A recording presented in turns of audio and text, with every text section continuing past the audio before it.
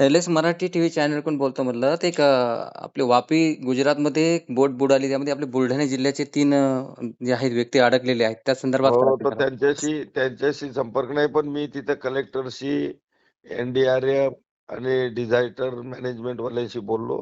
हं.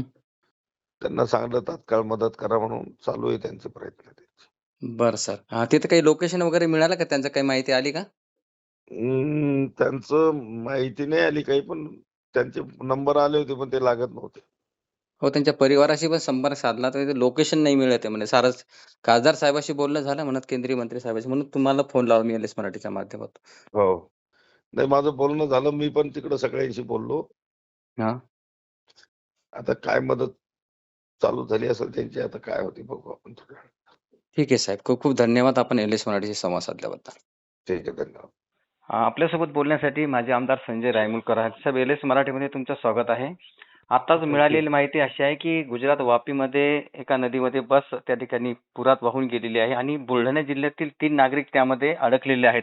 काय सांगाल आपण? नाही, मला हिम्मतरावले आणि हावरे सरांनी फोनवर ही माहिती दिली सकाळी एक 10-15 मिनिटापूर्वी.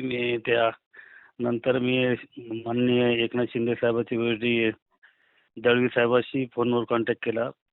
त्यानंतर आपले RDC कवळे साहेबाला ही माहिती दिली आणि तेही आता संपर्कात, म्हणजे त्यांच्याशी माहिती घेऊन कळवतो म्हणून त्यांनी सांगितलं. आणि NDRFची पथक त्या ठिकाणी आलेले माहितीप्रमाणे अशी माहिती मिळाली. पण नेमकं आता त्या याचा स्पॉटचा काहीतरी प्रॉब्लेम सांगतायत. आणि आपल्या बुलढाण्याचे आपल्या मेहकर जानेपरचे 3 आणि ती जालना गाडी म्हटल्यावर मी आपल्याच महाराष्ट्रातलेच बरेच लोक असतील असं वाटतंय. रात्री 12:30ची ही घटना असं सांगताय.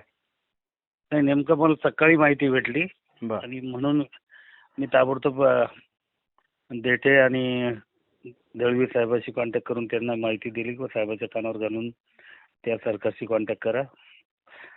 आणि RDCलाही सांगितलं कलेक्टर मार्फत, त्या कलेक्टरशी कॉन्टॅक्ट करून परिस्थितीची माहिती.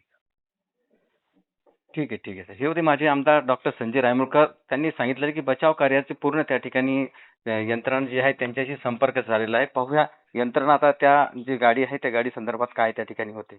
ठीक आहे साहेब, खूप खूप धन्यवाद आपण संवाद साधल्याबद्दल.